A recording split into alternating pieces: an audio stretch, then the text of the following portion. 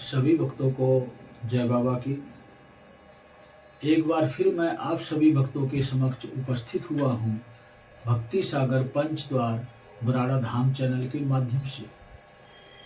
आज हम बताएंगे कि इस शिव युग में युग परिवर्तन के बाद जो शिव युग शुरू हो रहा है, क्या ये अनिवार्य है कि शिव योग करना और शिव यज्ञ करना, और क्यों अनिवार्य है, इन सारी बातों पर मैं चर्चा करूंगा।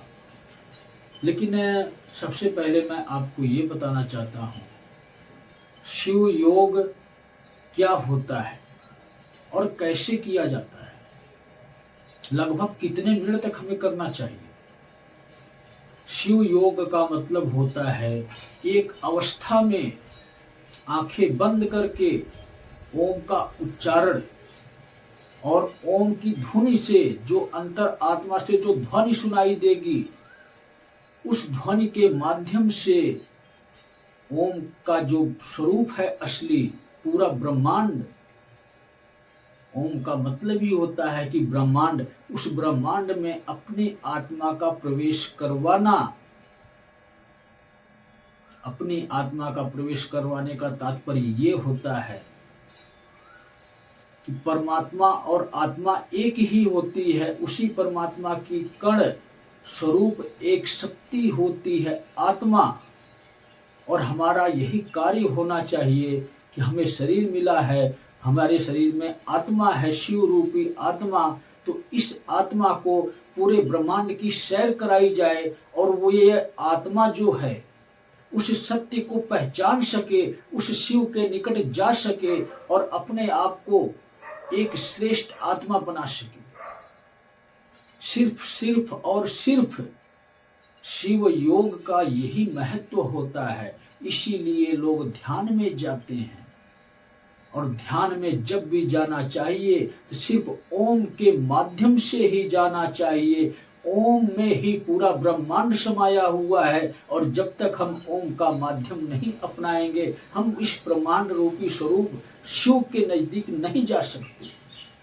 इसलिए बहुत ही अनिवार्य है, लगभग कम से कम 5-7 मिनट का ये ध्यान लगाया जाता है, और लास्ट सीमा इसकी 40 से 45 मिनट की होती है। इसके बाद अगर हम ध्यान में प्रवेश कर चुके हैं तो हमारे साथ कुछ भी घटित हो सकता है कि हमारी आत्मा वापस ही ना आए, और ये संभव तब होता है जब हम शिव के हो चुके होते हैं। अनेकों रहस्य होते हैं योग के। योग में सबसे श्रेष्ठ योग है शिव योग, और ये बहुत ही अनिवार्य होता है हर एक इंसान के लिए, हर एक प्राणी के लिए। ये रहस्य आपको मैं इसलिए बता रहा हूँ कि शिव युग शुरू हो चुका है, लेकिन पूर्णतः पर सृष्टि के परिवर्तन के बाद ही युग आरंभ हो चुका होगा। और उस दौरान, उस वक्त जो भी इंसान, जो भी प्राणी शेष बचेंगे, उनका एक बहुत ही महत्वपूर्ण कर्म होगा शिव योग। जो व्यक्ति शिव योग नहीं करेगा, उसके जीवन में घोर विपदाएं व कठिनाइयां आना आरंभ हो जाएंगी, और वहीं से दोबारा फिर कलयुग का शुरुआत होगा। ये रही बात हमने आपको बताई शिव योग की। लेकिन शिव यज्ञ क्यों किया जाता है, क्या ये भी अनिवार्य है?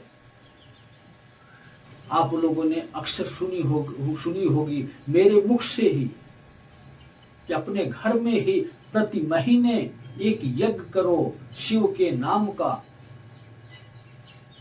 इसीलिए मैं कहता हूं शिव यज्ञ का क्या महत्व है, आज आप लोगों को पता लगेगा।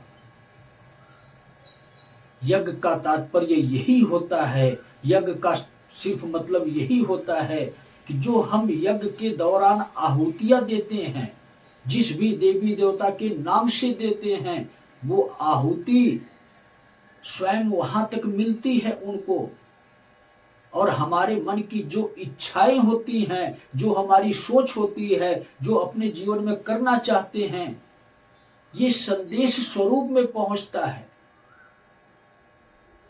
इसीलिए हमारे जीवन में यज्ञ का बहुत ही बड़ा महत्व होता है। लेकिन इतना आप याद रखो कि जब तक कलयुग चल रहा था तब तक ब्राह्मणों का महत्व था, जो यज्ञ को संपूर्ण करवाते थे। ऋषि मुनियों का महत्व था, जो यज्ञ को संपूर्ण करवाते थे।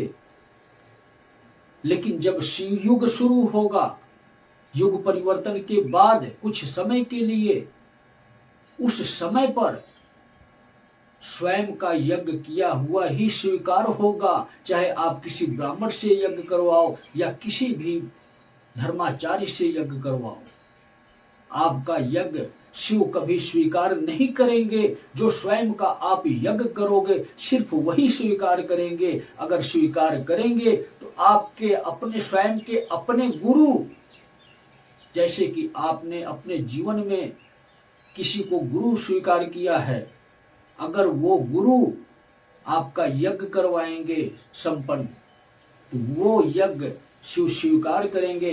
अन्यथा किसी भी ब्राह्मण या किसी बाहर के सगे संबंधियों के द्वारा किया हुआ यज्ञ शिव कभी स्वीकार नहीं करेंगे। तो आप लोगों ने क्या देखा, क्या समझा? ये आगे होने वाले नियम हैं शिव युग के, क्योंकि शिव युग में ये दो कार्य बहुत ही महत्वपूर्ण हैं। जो व्यक्ति अपने घर में शिव का यज्ञ नहीं करेगा, उसके घर में कलयुग का प्रभाव दोबारा से शुरू हो जाएगा। और जब कलयुग का प्रभाव शुरू होगा तो उसके जीवन में अनेकों प्रकार की कठिनाइयां उत्पन्न होंगी। और इस शिव युग में शिव का पूजन, भक्ति, पाठ बहुत ही अनिवार्य होगा। जो व्यक्ति इस कार्य को नहीं करेगा, उसके जीवन में कठिनाइयां ही कठिनाइयां दोबारा से फिर उत्पन्न हो चुकी होंगी। और आने वाला समय, आने वाला दौर बहुत ही भयानक होगा। अभी तो सिर्फ नरसंहार के माध्यम से हो रहा है, लेकिन कलयुग का जब अंत होगा वो बहुत ही भयानक होगा। तो अपने आप को संभालने की कोशिश करो और अपने आप को अभी से तैयार करना शुरू कर दो। युग परिवर्तन के समय भी आपकी सुरक्षा होगी और युग परिवर्तन के बाद भी आप जीवित रहोगे। और इस सृष्टि में हुए बदलाव को प्रमाण के तौर पर आप स्वयं एक उदाहरण बनकर आओगे। अगर आप यही चाहते हो कि हमें क्या मतलब है, हम तो अपनी दुनिया में मस्त रहेंगे, तो आपको पूर्ण अधिकार है।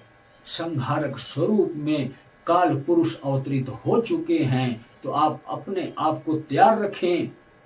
कब आपका सामना काल पुरुष से हो जाए, ये समय पर ही निर्धारित होगा। तो सभी भक्तों को जय बाबा की।